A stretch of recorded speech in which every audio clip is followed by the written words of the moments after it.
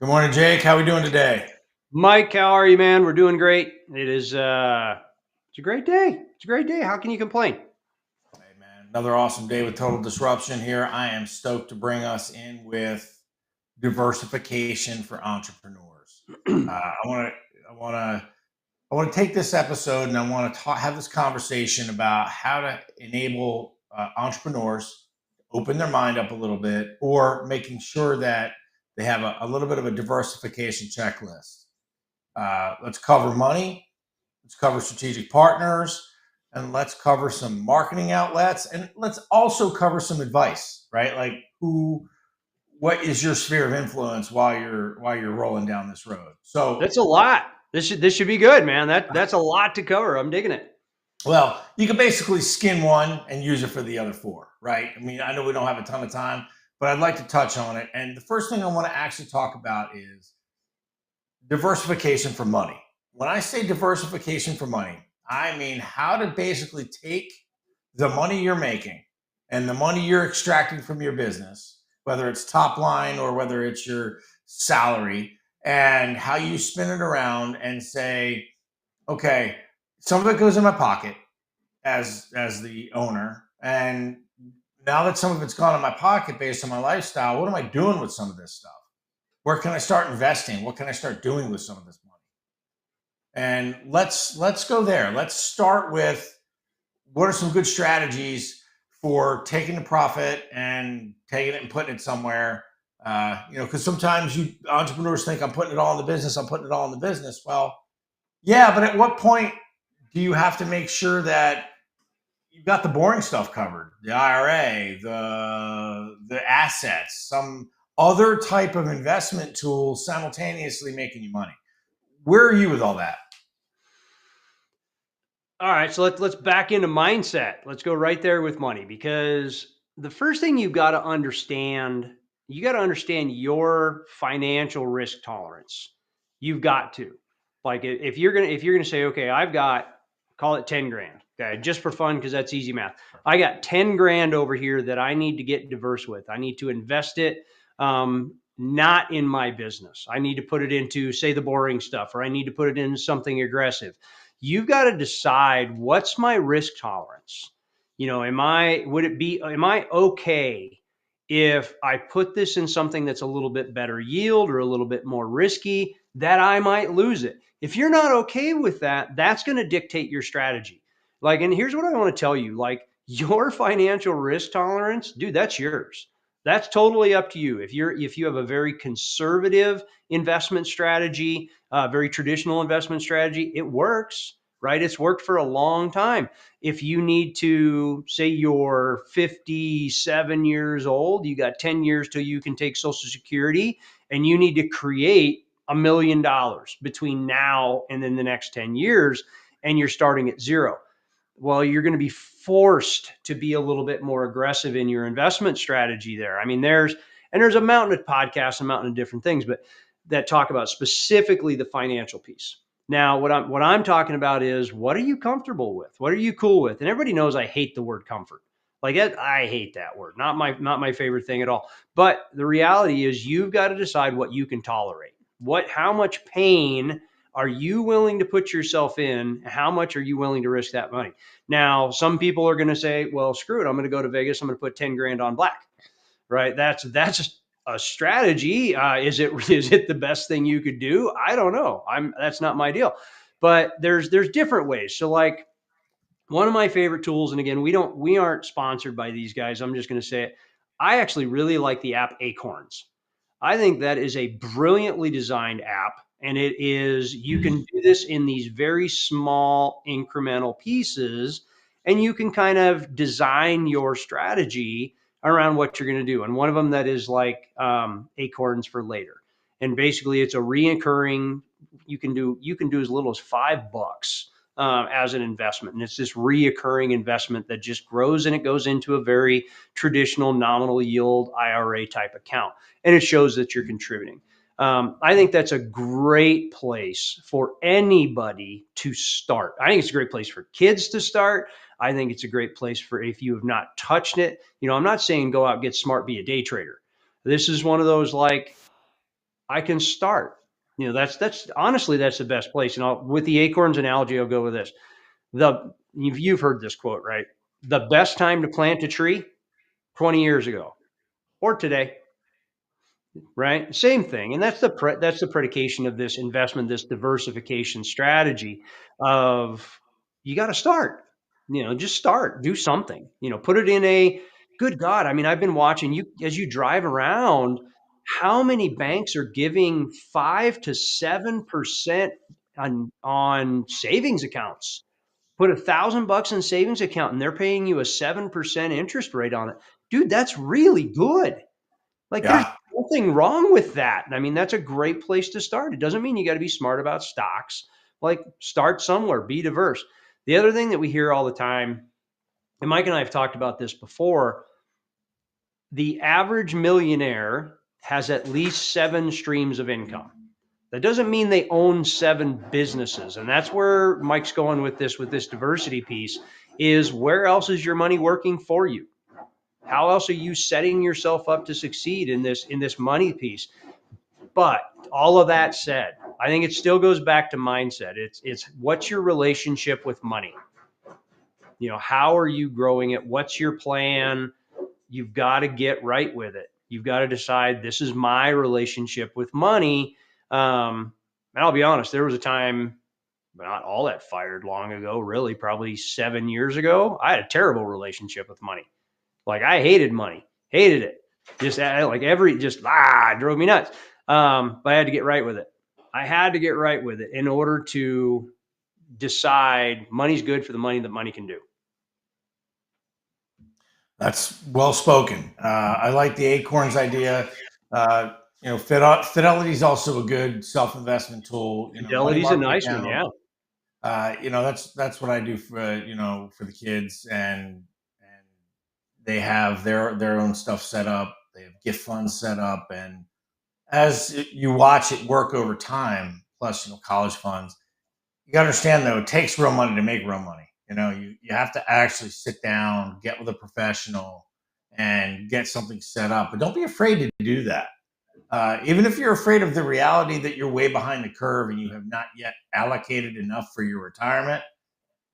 Hey, look, I, I can't speak for everybody that's listening, but at some point you've got to take control. And taking control, as David Allen would put it, is not an open loop, right? It's not an open loop. Do you run out and invest in crypto? Do you run out and invest in this? I'm not sure you run out and do anything. You can do whatever you want. I'll be honest with you. I put probably right around COVID, right? I put in uh, I don't even know how much, a nominal amount in crypto, and a friend of mine recommended a certain crypto thing. I just put it in, and it's tripled in value. Now, did I put enough in to make a difference? Absolutely not. But was I playing around with it? Cool. Have I touched it since? No. Have I watched it triple from there and go back down? Sure. Was it an experiment? Yeah. I didn't know enough about crypto. I was comfortable with it. I'm okay with where I'm at. Even if I pulled all my money out, it would have been a reasonable rate of return. That's the thing I'm talking about. You have these pockets of security laying around where you can pull from on a down Mm-hmm. moment. And you have your life is not dictated by your business, it's your life. I'll branch out for a second and just be off topic, but when it comes to health, when it comes to relationships, when it comes to the things you're doing every day as an entrepreneur or your people are doing, right? Your life is yours. Your business isn't your life. And we all get in pockets where we feel like our business is our life. And that's just part of being an entrepreneur, right? Oh, that's The true. the momentum doesn't happen unless you're happening, right? So that's the downside. The upside is you still have a life and you can still be a free thinker and you can still step out of the box and go, hey, I'm going to invest over here. I'm going to try this out. Or I'm going to spend a good 80 hours before I invest in anything. I'm going to invest 80 hours in research and go do something, right? So like if you listen to anything that Gary Vaynerchuk talks about, he said, look, start doing something in terms of posting on social media. But do 80 hours of research. Like, go do 80 hours, go do 40 hours, go do a week or two's worth of work where of course you have to take action, but go dig your head in the sand over here and go learn. Robert Kiyosaki, right? These are old school dudes. Robert Kiyosaki, you think and grow rich. He Mm-hmm. was leaving the job. He said, Oh, go that's learn. Napoleon Hill. You're talking about Rich Dad Poor Dad with Kiyosaki. Yeah, I'm saying Kiyosaki. He said, "Go work for somebody for 2 weeks." He said, Go work for somebody for 2 weeks. Go do something. Quit the job. Work there for a month. Don't stay there. Obviously, learn systems and processes. Learn things. That's what this diversification is all about. That Mm-hmm. is the thing I feel the key point you and I are hitting today is go learn. Go learn and then diversify, right? So before we start getting into strategic partners, let's talk about how to learn from us, right? Let's talk about the guild, right? Let's talk about our Yeah. group program. Let's talk about our community, right? Where we've established like-minded individuals, a group of entrepreneurs that learn directly from us, people that are journeymen. We're doing it right now.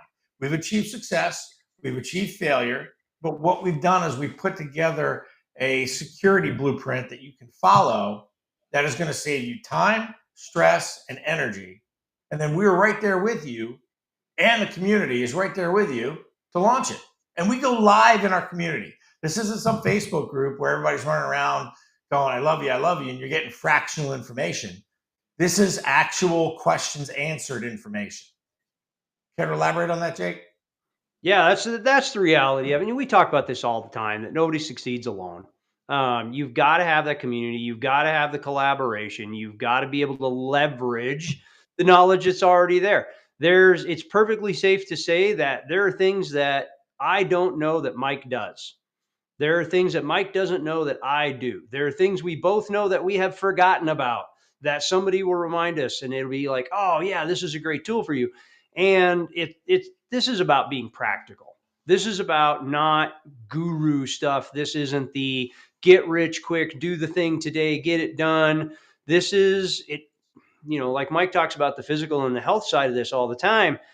You don't decide to sign up to do a bodybuilding competition the day before the bodybuilding competition and just show up and say, I look cool.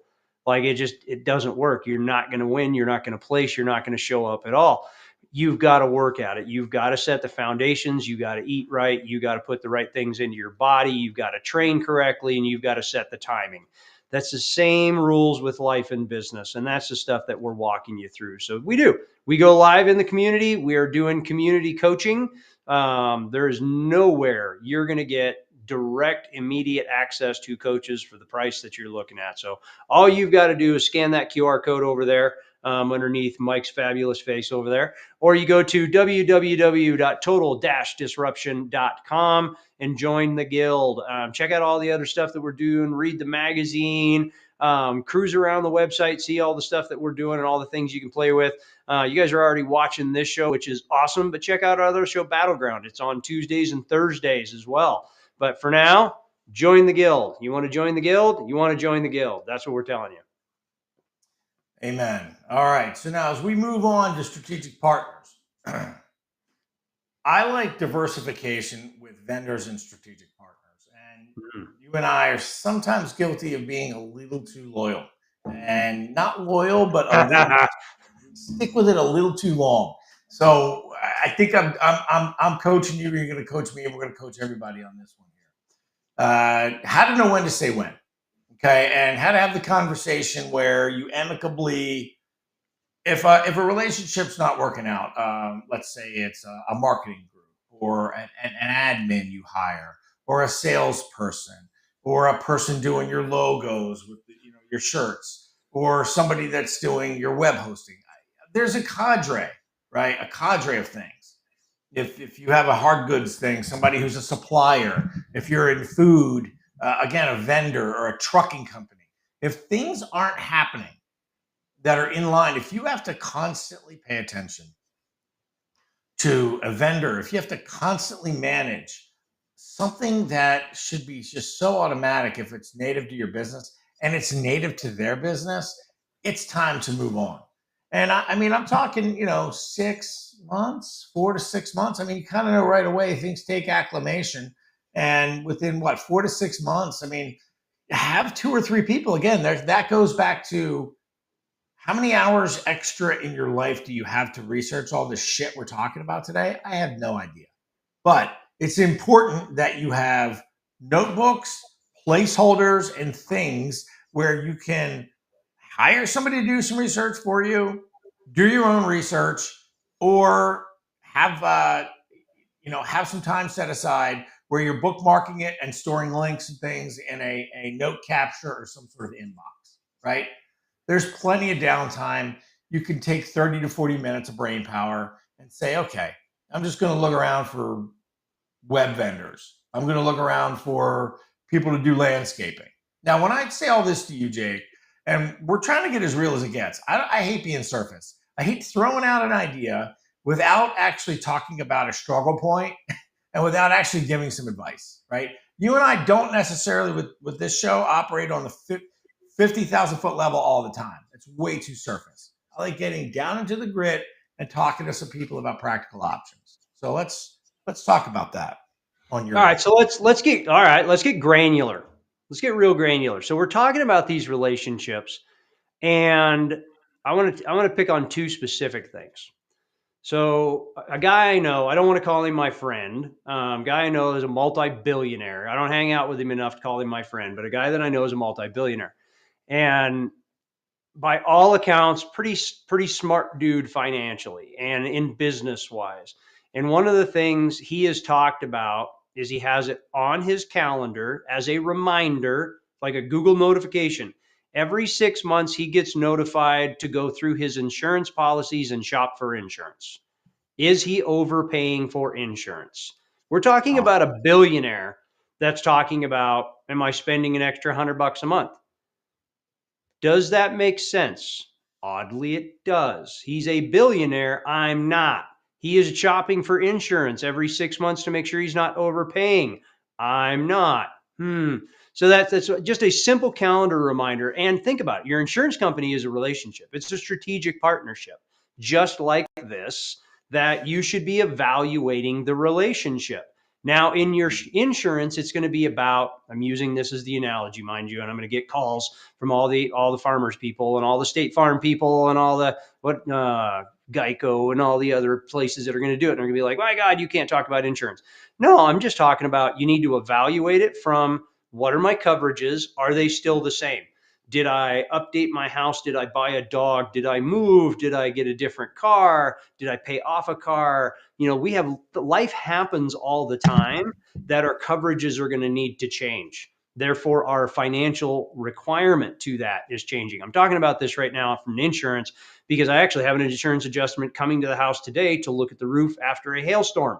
And I find out my coverage is not what I wanted it to be. So, should I have evaluated that? Should I have known that? Yes, I should have. Was I too loyal to the insurance company to just assume they had my best interest at hand? Maybe, but it's also my responsibility to look it up. Now, the other one I want to talk about, let's go really granular. And I saw an ad for an app the other day. I don't remember the name of the app.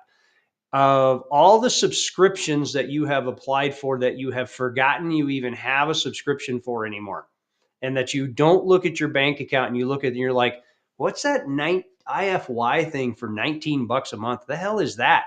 And rather than dig into it and cancel it or report it, we just ignore it. And it keeps on going for $19 a month. So, like, from a loyalty standpoint of just evaluating these little pieces, I don't think it's different. I think it's just habitual, Mike. I think it's just a habit. Like, as I think about this, we talk about we're we are loyal guys. It's just what we do. We're loyal to a fault. I would say no. I would say we're loyal to a habit. We're loyal to the habit of it's not totally broken, so why do I want to mess with it? So instead of, well, maybe if I messed with it, maybe if I changed or I upgraded just a little bit, it would start working in a certain way. So that's where so there's clear signs when you know you just should not be in business with somebody. Like you just know where those are, guy. You know what your tolerance is. You know what your risk tolerance is for how much can I take? What can I do? Is this person treating me well? Are they operating within my values? Are they ethical? In those relationships in business. And there's some that are just clear signs. If they're clear signs, man, cut it. There's no 6 months. There's no waiting period. That is in business, a divorce does not take long. It's a phone call. Hey man, we're done. We've gone as far as we can go together. We're going to look elsewhere, and that's perfectly okay. It's perfectly okay. And don't wait for it to get ugly. Don't wait for it to deteriorate to some point to where you're so stressed out and you're anxious about it, and you're going to burn a bridge. Like it's a whole lot easier. And this is where Mike and I are coaching each other on this today because we've got one we need to address. That the relationship is fine, but if we ignore what's happening right now, much longer it won't be. We'll let it devolve to a point of, now there's going to be a problem instead of, hey, this just isn't working. And that's okay. Don't wait to where it's no longer amicable is what I would say about that. It's not like one of your subscription payments. You wait till it's not amicable. They don't care. They've been getting subscription payments for however long while you've forgotten about it. So they're perfectly okay with it. So that's my analogies around insurance. And, again, we're talking about money. We're talking about being diverse, but that means paying attention. It means inspecting. I had one of my mentors years and years and years ago. I was sitting in a construction trailer in Williston, North Dakota. I know where I was. It was 25 below zero. It was blech. And this one particular individual, Bob, said, "You can only expect what you inspect." And I've heard it before, but that's the first time I truly listened to it. And that's the truth of all the things. You should be inspecting all of your things all of the time, regularly, relationships, tools, systems, processes. If we just ignore it and hope it goes away, it really doesn't. It just actually festers. Yeah, that's also a guy by the name of David Allen. Boy, I'm just full of old school references today. Getting things done. He Mm-hmm. talks about that all the time. Man, you got to go through your stuff constantly. Such 2 hours at the beginning of the week, 2 hours at the end of the week. Clear through it. Have the confidence to click things off. Move them to this particular situation. Move them to that situation. Great stuff. Don't see too much from David anymore. I know he's kind of retired, but I know his ideas and legacy lives on in terms of he's still alive, but his professional legacy lives on in his thought process. And knowing open loops and knowing the whole situation about how to diversify as we bring it back to center when we're talking here. I just think when you want to hit a pitfall, if I have a coaching moment here, you always get blinded by what you don't see. And it's important that, especially like with us, like we had to learn TV, we had to learn media, we had to learn production, we had to learn the interview process, we had to learn what things look like. Like from I'm speaking for Jake, obviously, but when we learning this process, as we first got started, especially with Boardroom Battleground, we didn't know what we didn't know. And it's so easy to get so tunnel vision down the road and your head's so far up your own ass that you don't even know what's going on. And you think, oh man, if this works, this will solve all my problems. It's kind of that mentality, right? Drop everything and go. No, that's not it. If you don't water your lawn, those of you that have a lawn, don't water your lawn in a week, it's going to die. You're going to either have a ugly brown lawn in front of your house, or you're going to spend twice as much money restoring it as you would if you maintained it. So sometimes and I don't want people to get big timer syndrome, but sometimes it's okay to pull up and say, whoa, I need an evaluation period, right? Like I've got a hardcore one of those coming up. I've got a busy couple of weeks coming up, and that's when I know when I'm on the roller coaster of life, I need to be really dialed in. I need to look at Mm-hmm. calendars. I need to look at relationships. I need to go through and overhaul, not overhaul everything, but overhaul the view of everything. Obviously, this partnership excluded in terms of that, but I need to overhaul, right? Jay's saying this shit, man. I need to overhaul everything and look at just all the big points in my life.